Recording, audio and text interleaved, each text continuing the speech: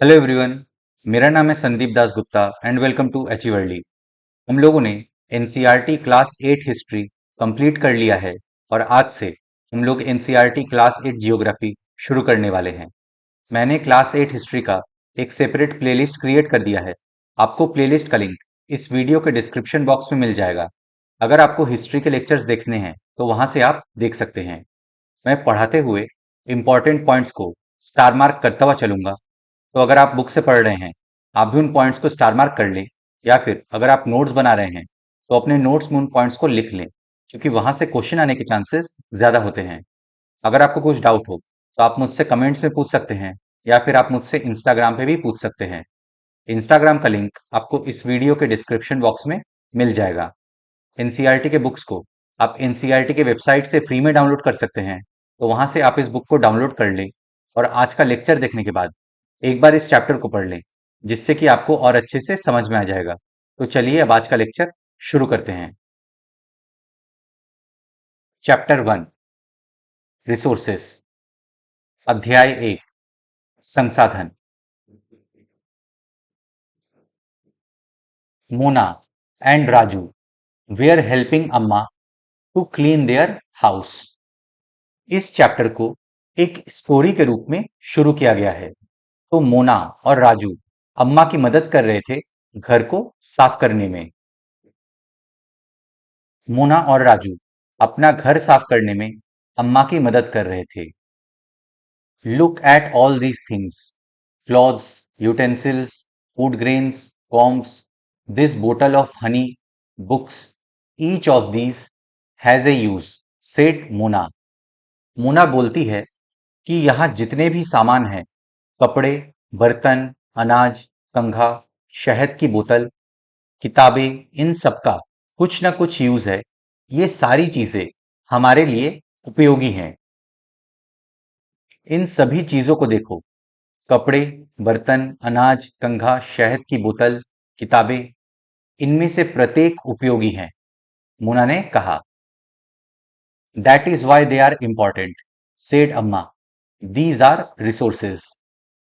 अम्मा ने बोला कि ये सारी चीजें रिसोर्सेज हैं, यानी संसाधन हैं, इसीलिए ये काम की हैं, इसीलिए ये महत्वपूर्ण है। अम्मा ने कहा, ये संसाधन हैं। What is a resource was Raju's question to Amma. Raju ने अम्मा से पूछा कि ये रिसोर्सेस यानी संसाधन क्या हैं। संसाधन क्या है? अम्मा से राजू ने प्रश्न पूछा। Anything that can be used to satisfy a need is a resource, replied Amma. ऐसी कोई भी चीज जिसका इस्तेमाल हम अपने जरूरतों को पूरा करने के लिए कर सकते हैं, उसे रिसोर्स कहा जाता है। अम्मा ने बताया, प्रत्येक वस्तु जिसका उपयोग आवश्यकताओं को पूरा करने के लिए किया जा सकता है, वो संसाधन है। The water you drink when you are thirsty, the electricity you use in your house, the rickshaw you use to get home from school, the textbook you use to study are all resources. प्यास लगने पर जो पानी पीते हैं, घर में electricity की हेल्प से टीवी, फैन वगैरह चला सकते हैं, रिक्शा पे बैठ के स्कूल से घर जा सकते हैं, किताबों का इस्तेमाल करके पढ़ सकते हैं। तो ये सारी चीजें रिसोर्सेज हैं, क्योंकि इन चीजों का इस्तेमाल करके हम अपनी जरूरतों को पूरा कर रहे हैं। आप प्यास लगने पर जो जल पीते हैं, आप अपने घर में जिस विद्युत का उपयोग करते हैं, स्कूल से घर पहुंचने के लिए उपयोग किया गया रिक्शा, पाठ्य पुस्तक जिसका उपयोग आप अध्ययन के लिए करते हैं, ये सभी संसाधन हैं। Your father has prepared a tasty snack for you. The fresh vegetables he has used are also a resource.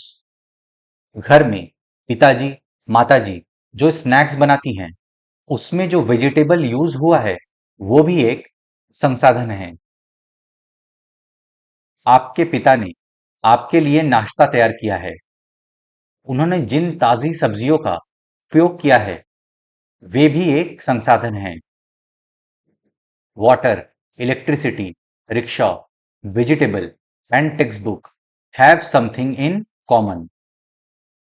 जल, विद्युत, रिक्शा, सब्जियां और पाठ्य पुस्तक सभी में कुछ एक जैसा क्या है? देखिए, सवाल ये आता है कि इन सारी चीजों में कॉमन क्या है, जिस वजह से हम इनको रिसोर्सेस कह रहे हैं। They have all been used by you, so they have utility. इन सारी चीजों को हम इस्तेमाल करते हैं, इनका उपयोग करते हैं अपनी जरूरतों को, अपनी आवश्यकताओं को पूरा करने के लिए। इन सब में एक चीज जो कॉमन है वो इनकी यूटिलिटी है, यानी उपयोगिता है। उनमें से सभी वस्तुओं का उपयोग आपके द्वारा किया गया है, इसलिए ये उपयोगी हैं। यूटिलिटी और usability is what makes an object or substance a resource। ऐसा कोई भी ऑब्जेक्ट जिसका कुछ यूटिलिटी और यूजेबिलिटी यानी उपयोगिता या प्रयोज्यता हो, उस ऑब्जेक्ट को रिसोर्सेस कहते हैं।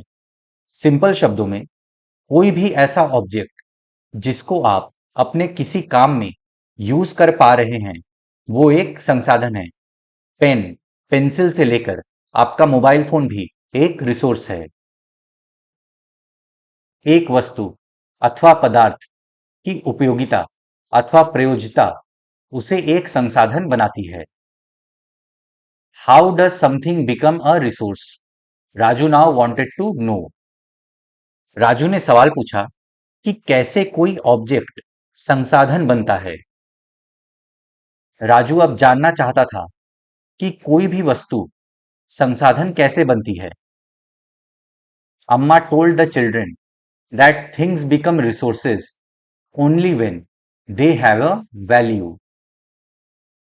कोई भी ऑब्जेक्ट रिसोर्स तब बनता है जब उसका कोई वैल्यू यानी मूल्य हो।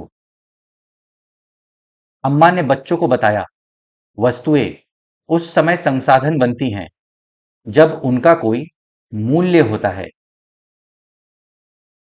इट्स यूज और utility gives it a value. All resources have some value. किसी भी ऑब्जेक्ट के यूज पे उसका वैल्यू यानी मूल्य डिपेंड करता है। सारे रिसोर्सेस की अपनी कुछ वैल्यू होती हैं। फॉर एग्जाम्पल, चौक और पेन दोनों का आप इस्तेमाल करते हैं लिखने के लिए, दोनों का अपना मूल्य है। लेकिन डेली लाइफ में पेन का इस्तेमाल ज्यादा होता है चौक की तुलना में, तो पेन ज्यादा वैल्यूएबल है। इसका प्रयोग अथवा उपयोगिता इसे मूल्य प्रदान करते हैं। सभी संसाधन मूल्यवान होते हैं। Value means worth. वैल्यू का मतलब होता है वर्थ यानी महत्व। मूल्य का अर्थ महत्व होता है। Some resources have economic value, some do not. कुछ रिसोर्सेज की अपनी इकोनॉमिकल वैल्यू हो सकती हैं। मतलब कुछ रिसोर्सेज का पैसे के टर्म्स में वैल्यू होता है, लेकिन कुछ रिसोर्सेज की नॉन इकोनॉमिकल वैल्यू होती है। मतलब कुछ रिसोर्सेज ऐसे होते हैं जिनका इंपॉर्टेंस तो होता है हमारे लाइफ में, मगर पैसे के टर्म्स में उसका इकोनॉमिकल वैल्यू नहीं होता। कुछ संसाधनों का आर्थिक मूल्य होता है, जबकि कुछ संसाधनों का आर्थिक मूल्य नहीं होता है। For example, metals may have an economic value, a beautiful landscape may not। देखिए, मेटल एक रिसोर्स है जिसका इस्तेमाल फैक्ट्री एक्सेट्रा में होता है। मेटल वैल्यूएबल है और मेटल्स की इकोनॉमिक वैल्यू है, मतलब मेटल को खरीदा बेचा जा सकता है। लेकिन वहीं कोई ब्यूटीफुल लैंडस्केप है जैसे कोई बीच हो गया या फिर कोई हिल स्टेशन हो गया, तो यहाँ पे लोग घूमने जाते हैं, ताजी हवा में सांस लेते हैं, गर्मी से राहत पाते हैं। तो यहाँ पे लैंडस्केप भी वैल्यूएबल है हमारे लिए, लेकिन इसका कोई इकोनॉमिकल वैल्यू नहीं है। उदाहरणार्थ, धातुओं का आर्थिक मूल्य होता है, लेकिन एक मनोरम दृश्य का आर्थिक मूल्य नहीं होता है। But both are important and satisfy human needs. परंतु ये दोनों संसाधन महत्वपूर्ण है और मनुष्य की आवश्यकताओं को पूरा करते हैं। देखिए, ये दोनों रिसोर्सेस लोगों के लिए बहुत जरूरी है। हमारे डे टू डे लाइफ में मेटल्स एक्सेट्रा की जितनी जरूरत है हमें, उतना ही हमें हमारे आसपास के एनवायरनमेंट यानी पर्यावरण की जरूरत है। मेटल से आप विभिन्न चीजों का निर्माण कर सकते हैं। वहीं साफ पर्यावरण में ह्यूमन लाइफ सरवाइव करती है। इन्वायरमेंट का कोई इकोनॉमिकल वैल्यू नहीं है, इस वजह से हम इसे इग्नोर कर देते हैं, तबाह कर देते हैं। Some resources can become economically valuable with time. कुछ ऐसे भी रिसोर्सेज होते हैं जिनकी कोई इकोनॉमिकल वैल्यू स्टार्टिंग में तो नहीं होती, but over the period of time way resources economically valuable हो जाते हैं। कुछ संसाधन समय के साथ आर्थिक रूप से मूल्यवान हो सकते हैं। Your grandmother's home remedies have no commercial value today. घर में दादी माँ लोग घरेलू नुस्खों से परिवार के लोगों का जो इलाज करती हैं, वे भी एक प्रकार का रिसोर्स है, लेकिन कमर्शियली उनकी वैल्यू नहीं है, यानी इकोनॉमिकली वैल्यूएबल नहीं है वो। आपकी दादी के घरेलू नुस्खों का आज कोई वाणिज्यिक मूल्य नहीं है, but if they are patented and sold by a medical firm tomorrow, they could become economically valuable. लेकिन अगर उन रेमेडीज यानी नुस्खों को कोई मेडिकल फर्म पेटेंट करवा ले और उसका दवाई बना के बेचे, तो वे नुस्खे इकोनॉमिकली वैल्यूएबल हो जाएंगे। लेकिन यदि ये पेटेंट करने के उपरांत मेडिकल फर्म द्वारा बेचे जाते हैं, तब वे आर्थिक रूप से मूल्यवान हो सकते हैं। Patent, it means the exclusive right over any idea और इन्वेंशन। पेटेंट का मतलब होता है किसी भी इन्वेंशन या आइडिया से प्रॉफिट कमाने का एक्सक्लूसिव राइट। देखिए, मेडिकल कंपनीज बहुत पैसा खर्च करके लैब में दवाइयों के ट्रायल्स करके कोई दवाई तैयार करती है।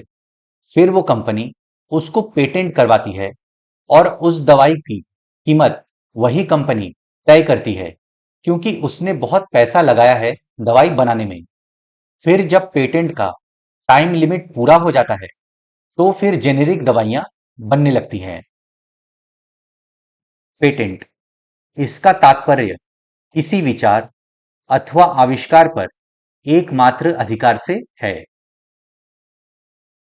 Time and technology are two important factors that can change substances into resources.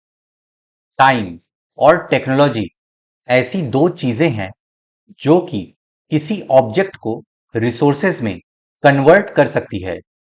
For example, कोई मेडिकल कंपनी टाइम और टेक्नोलॉजी लगा के दवाई बनाती है, तो वो एक रिसोर्स है। वैसे ही जब प्लांट रिमेन्स डेड एनिमल्स बहुत सालों तक एक जगह पे हाई प्रेशर हाई टेम्परेचर में दबे रहते हैं, तो हमें फॉसिल फ्यूल मिलता है, जो कि एक नेचुरल रिसोर्स है। समय और प्रौद्योगिकी दो महत्वपूर्ण कारक है जो पदार्थों को संसाधन में परिवर्तित कर सकते हैं। Both are related to the needs of the people. Time और टेक्नोलॉजी दोनों ही लोगों के नीड से जुड़ी हुई है। दोनों लोगों की आवश्यकताओं से संबंधित है। People themselves are the most important resource. मानव स्वयं एक बहुत इंपॉर्टेंट रिसोर्स है। लोग स्वयं ही सबसे महत्वपूर्ण संसाधन हैं। It is their ideas, knowledge, inventions and discoveries that lead to the creation of more resources. मानव के आइडियाज, नॉलेज, इन्वेंशन, डिस्कवरीज मानव को एक इंपॉर्टेंट रिसोर्स बनाते हैं, क्योंकि मानव नए नए संसाधनों की खोज करते हैं और नए नए संसाधनों की रचना करते हैं। ये लोगों के विचार, ज्ञान, आविष्कार और खोज ही हैं जो और अधिक संसाधनों की रचना करते हैं। ईच डिस्कवरी और invention leads to many others. एक नए डिस्कवरी या इन्वेंशन से और नए नए इन्वेंशंस होते हैं। फॉर एग्जाम्पल, पहले स्टीम इंजन का आविष्कार हुआ, फिर उससे डीजल इंजन, फिर इलेक्ट्रिक इंजन, फिर बुलेट ट्रेन। प्रत्येक खोज अथवा आविष्कार से बहुत से अन्य खोज एवं आविष्कार होते हैं। The discovery of fire led to the practice of cooking and other processes, while the invention of the wheel ultimately resulted in development of newer modes of transport. आग की खोज से खाना पकाने का प्रोसेस शुरू हुआ। पहिए की खोज से नए नए मोड्स ऑफ ट्रांसपोर्ट डेवलप हुए। आग की खोज से खाना पकाने की पद्धति एवं अन्य प्रक्रियाओं का प्रचलन हुआ, जबकि पहिए के आविष्कार से अंततः परिवहन की नवीनतम विधियों का विकास हुआ। The technology to create hydroelectricity has turned energy in fast flowing water into an important resource. Hydro electricity की टेक्नोलॉजी में तेज बहते पानी का इस्तेमाल करके इलेक्ट्रिसिटी प्रोड्यूस किया जा रहा है। यह भी एक रिसोर्स है जिसका खोज किया गया है। जल विद्युत बनाने की प्रौद्योगिकी ने तेजी से बहते जल से ऊर्जा उत्पन्न करके उसे एक महत्वपूर्ण संसाधन बना दिया है। अब हम लोग का नेक्स्ट टॉपिक है टाइप्स ऑफ रिसोर्सेस। संसाधनों के प्रकार। Resources are generally classified into. सामान्यतः संसाधनों को निम्नलिखित में वर्गीकृत किया गया है। नेचुरल रिसोर्सेस, प्राकृतिक संसाधन। ह्यूमन मेड रिसोर्सेस, मानव निर्मित संसाधन। ह्यूमन रिसोर्सेस, मानव संसाधन। अब एक एक करके इनको समझते हैं। नेचुरल रिसोर्सेस, प्राकृतिक संसाधन। Resources that are drawn from nature and used without much modification are called natural resources. ऐसे रिसोर्सेस जो हमें डायरेक्ट नेचर से मिलते हैं और जिसमें हम ज्यादा मॉडिफिकेशन किए बिना, चेंजेस किए बिना, यानी संशोधन किए बिना जब यूज करते हैं तो उसे नेचुरल रिसोर्स बोलते हैं। जो संसाधन प्रकृति से प्राप्त होते हैं और अधिक संशोधन के बिना उपयोग में लाए जाते हैं, प्राकृतिक संसाधन कहलाते हैं। The air we breathe, the water in our rivers and lakes, the soils, minerals are all natural resources. वायु जिसमें हम सांस लेते हैं, नदी, झीलों में जो पानी होता है, जो मिट्टी है, मिनरल्स है यानी खनिज है, ये सब नेचुरल रिसोर्सेस यानी प्राकृतिक संसाधन हैं।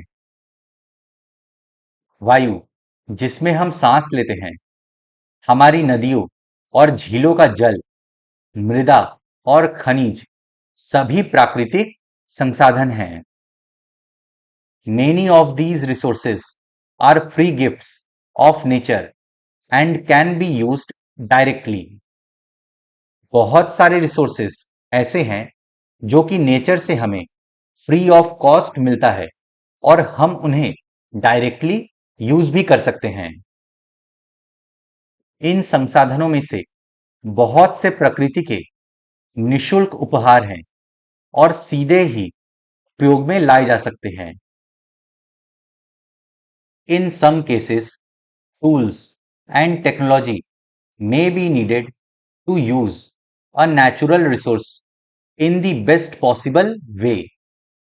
कुछ ऐसे रिसोर्सेज होते हैं जिनको अच्छे से यूज करने के लिए उसमें कुछ मॉडिफिकेशंस करने होते हैं, यानी संशोधन करने पड़ते हैं। कुछ टेक्नोलॉजी का यूज करना पड़ता है ताकि हम उस रिसोर्स को अच्छे से यूज कर सकें।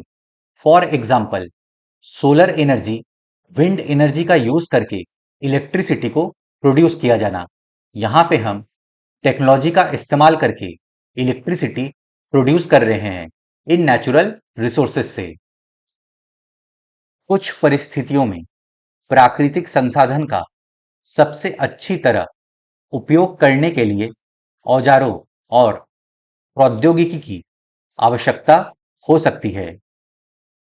Natural resources can be broadly categorized into renewable and non-renewable resources. प्राकृतिक संसाधनों को विस्तृत रूप से नवीकरणीय और अनवीकरणीय संसाधनों में विभाजित किया जा सकता है। अब हम लोग पढ़ेंगे रिन्यूएबल रिसोर्सेज के बारे में। नवीकरणीय संसाधन। Renewable resources are those which get renewed or replenished quickly. Renewable resources उन रिसोर्सेज को कहा जाता है जो खुद से रिन्यू हो सकते हैं। नवीकरणीय संसाधन वे संसाधन हैं जो शीघ्रता से नवीकृत अथवा पुनः पूरित हो जाते हैं। Some of these are unlimited and are not affected by human activities such as solar and wind energy. कुछ रिन्यूएबल रिसोर्सेज इतने ज्यादा हैं कि वे कभी खत्म नहीं हो सकते, जैसे solar energy, wind energy.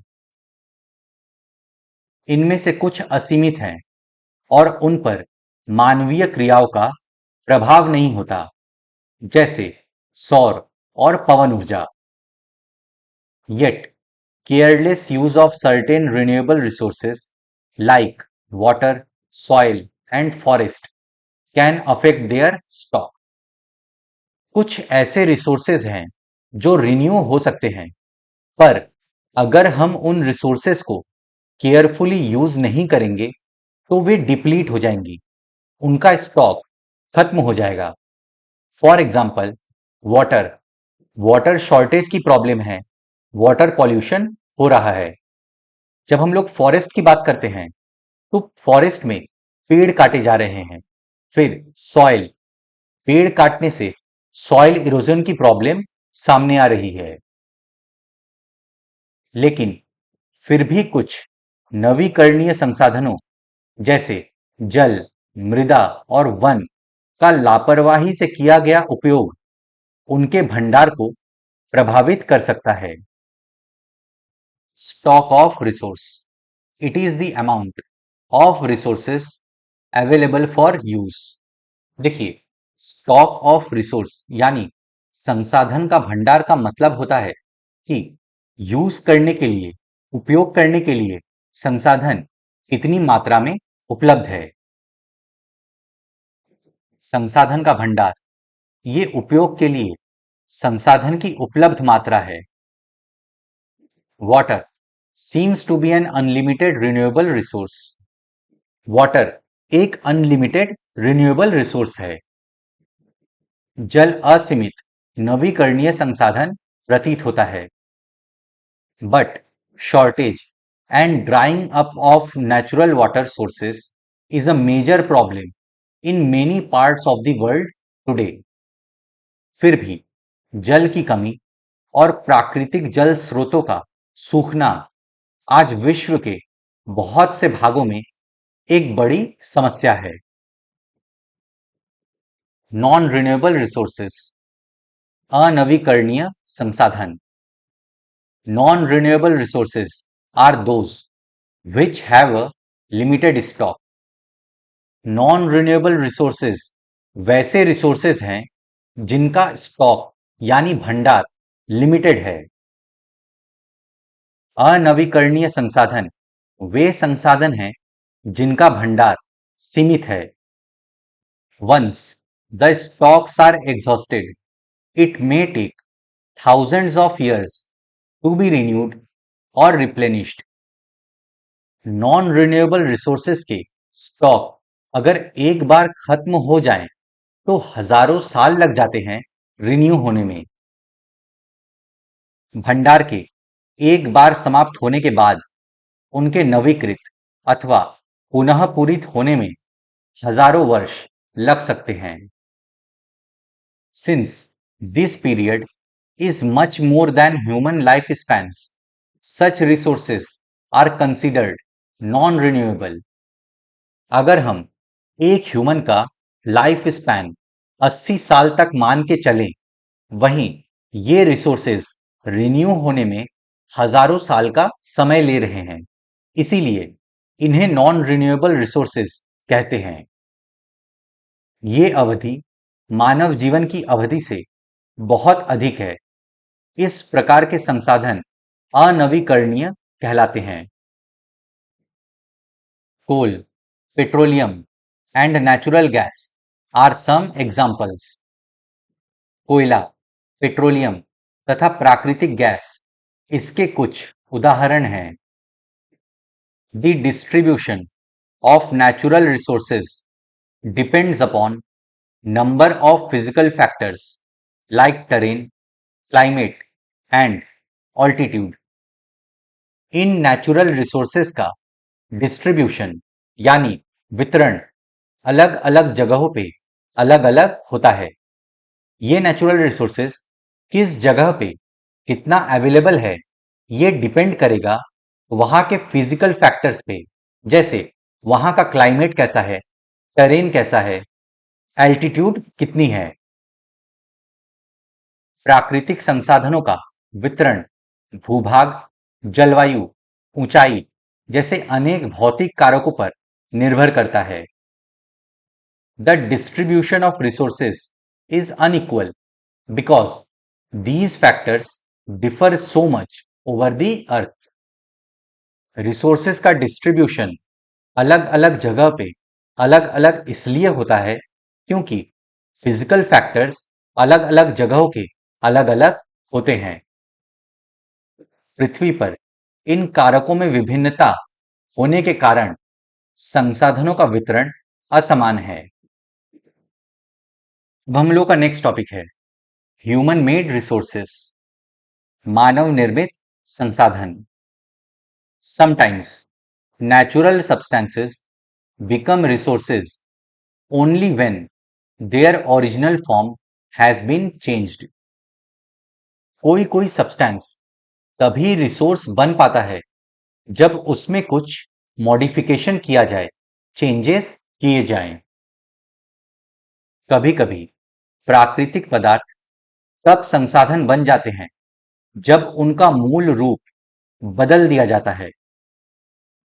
Iron ore was not a resource until people learned to extract iron from it. Iron ore पहले संसाधन नहीं माना जाता था क्योंकि लोगों को पता नहीं था कि उसमें से आयरन एक्सट्रैक्ट किया जा सकता है। लेकिन जब मानव आयरन ओर से आयरन एक्सट्रैक्ट करना सीख गया तो आयरन ओर भी संसाधन बन गया। लौह अयस्क उस समय तक संसाधन नहीं था जब तक लोगों ने उससे लोहा बनाना नहीं सीखा था। People use natural resources to make buildings, bridges roads, machinery, and vehicles, which are known as human-made resources.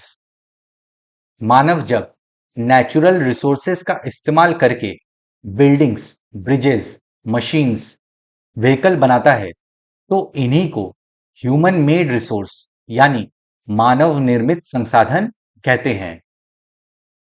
लोग प्राकृतिक संसाधनों का उपयोग पुल, सड़क, मशीन और वाहन बनाने में करते हैं, जो मानव निर्मित संसाधन के नाम से जाने जाते हैं।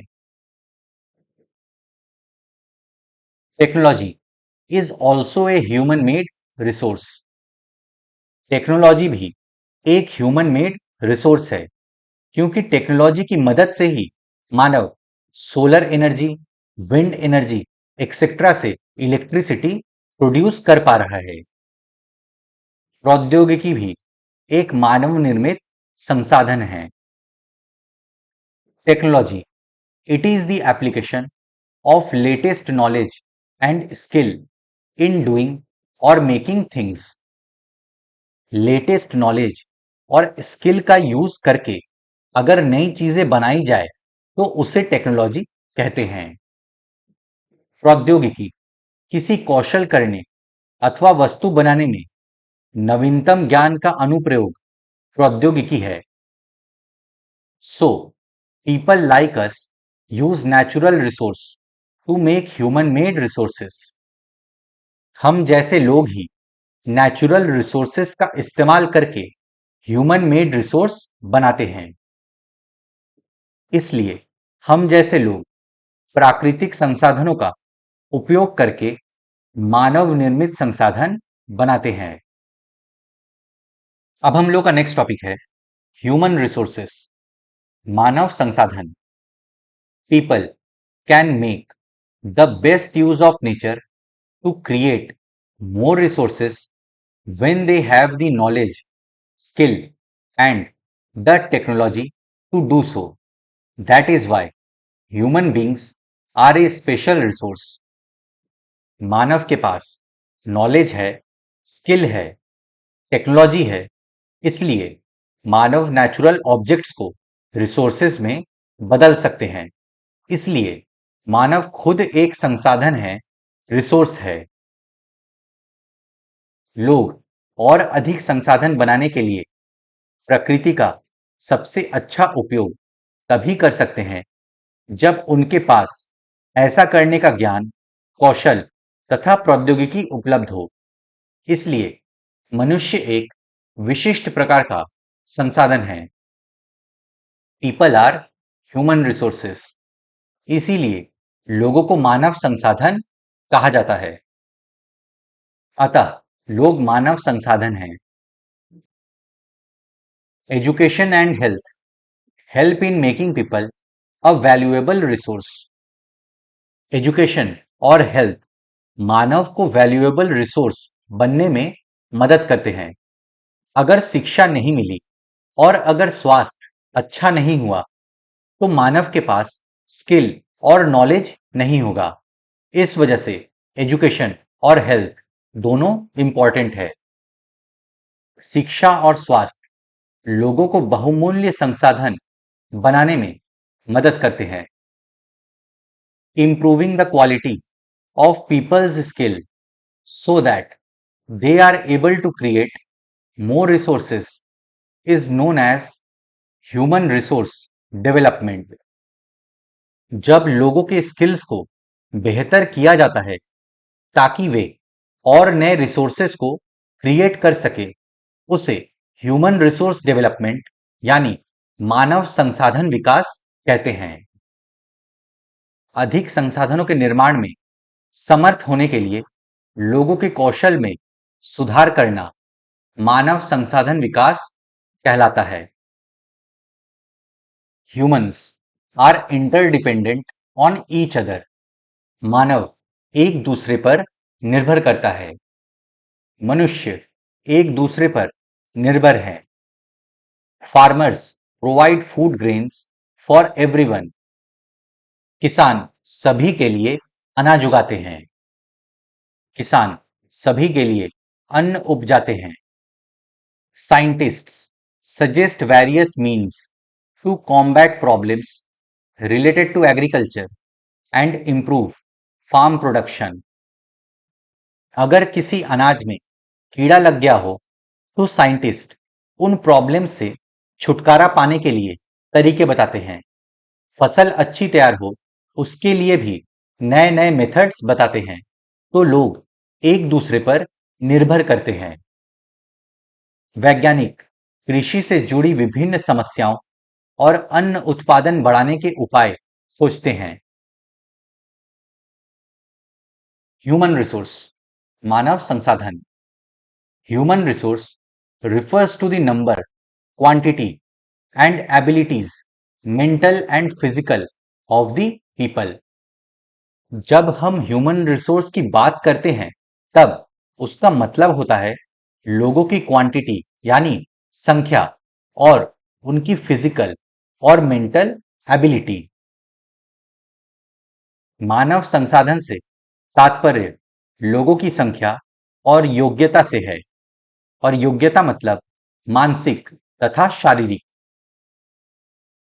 दो there are differing views regarding the treatment of humans as a resource, one cannot deny the fact that it is the skills of human that help in transferring the physical material into a valuable resource.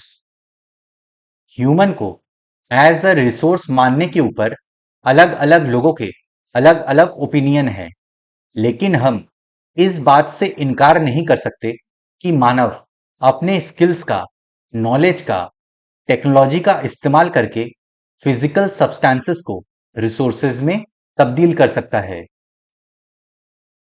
यद्यपि मानव को संसाधन मानने के संदर्भ में लोगों में मतभेद हैं, इतना होते हुए भी इस तथ्य से इनकार नहीं किया जा सकता कि मूलतः मनुष्य की कुशलताएं ही भौतिक पदार्थों को मूल्यवान संसाधन बनाने में सहायता करती हैं। अब हम लोग का नेक्स्ट टॉपिक है कंजर्विंग रिसोर्सेस, संसाधन संरक्षण। If we are not careful then even renewable resources can become very scarce and the non-renewable ones can definitely get exhausted. देखिए, अगर हम केयरफुली रिन्यूएबल रिसोर्सेस का इस्तेमाल नहीं करेंगे तो वो कम हो जाएंगे, और अगर नॉन रिन्यूएबल रिसोर्सेस को हमने केयरफुली यूज नहीं किया तो वो पक्के से खत्म हो जाएंगे। यदि हम नवीकरणीय संसाधनों के प्रति सतर्क नहीं रहते हैं तो वे बहुत ही दुर्लभ हो सकते हैं और अनवीकरणीय संसाधन निश्चय ही समाप्त हो सकते हैं। Using resources carefully and giving them time to get renewed is called resource conservation.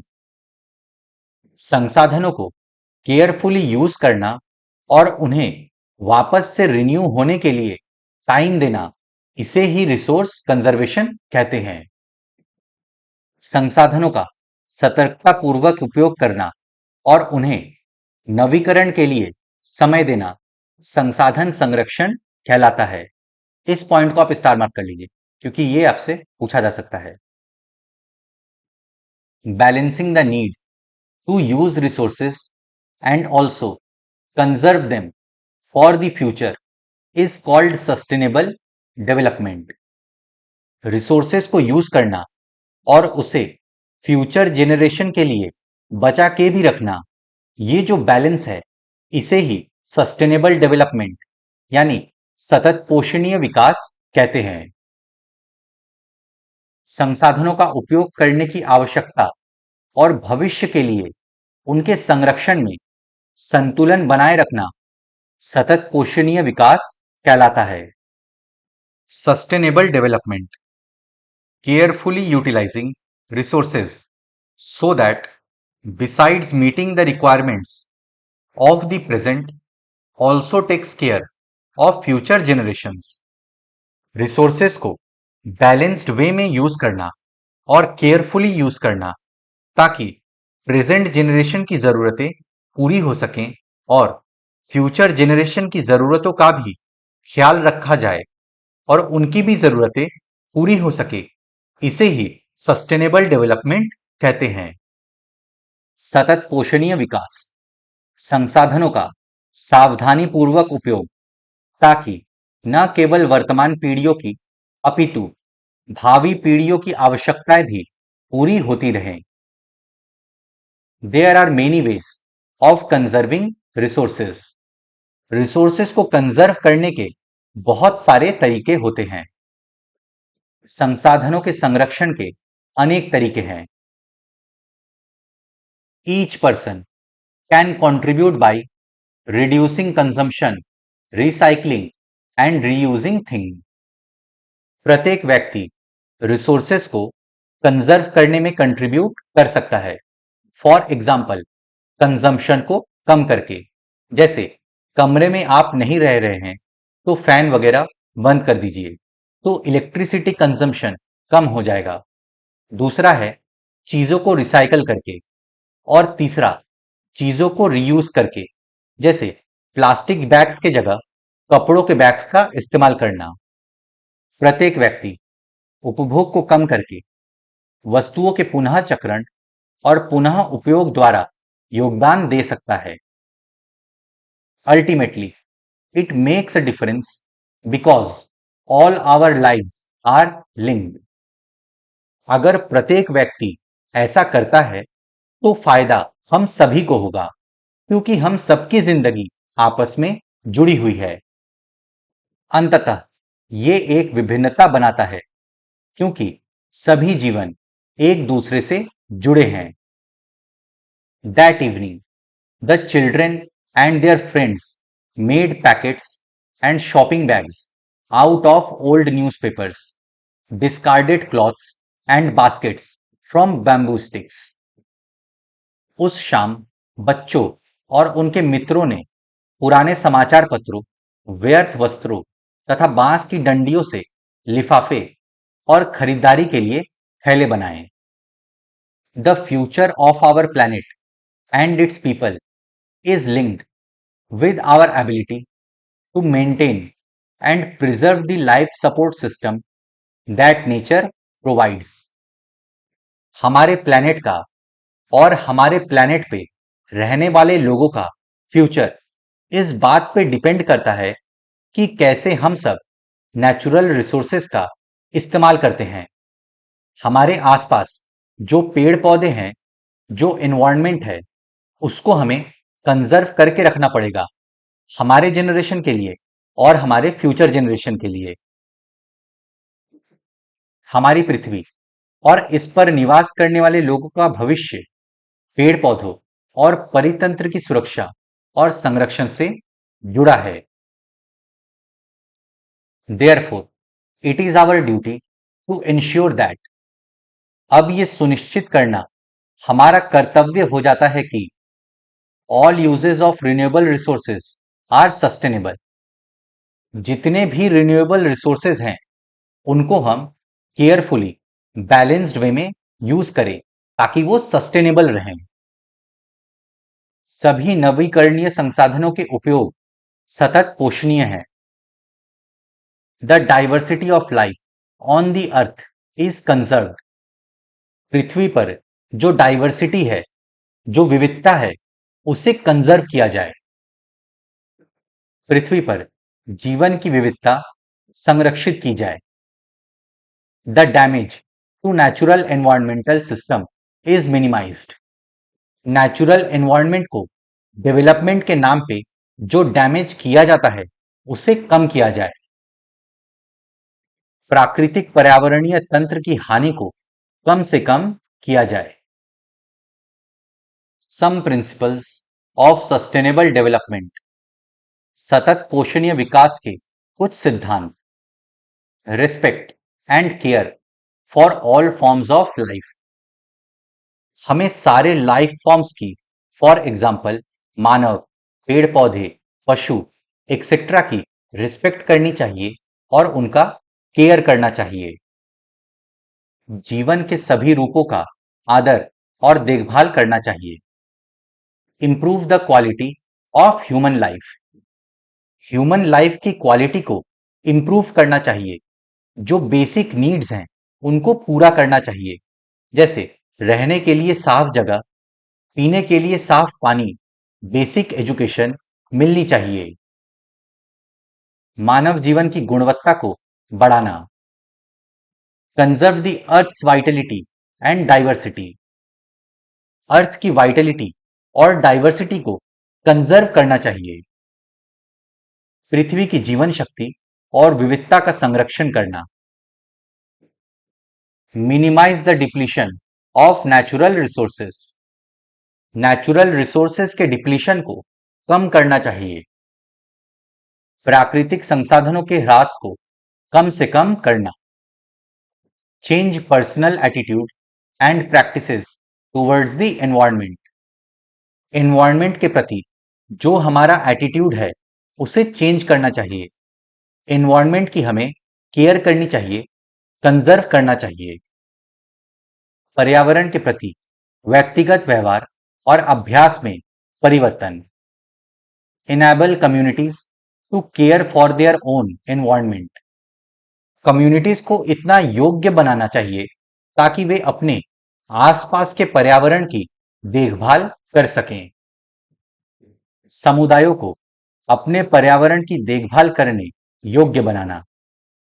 देखिए, इसको आप स्टार मार्क कर लीजिए क्योंकि ये एग्जाम पॉइंट ऑफ व्यू से इंपॉर्टेंट हो जाता है। तो फ्रेंड्स, इसी के साथ हम लोग का चैप्टर 1 समाप्त होता है।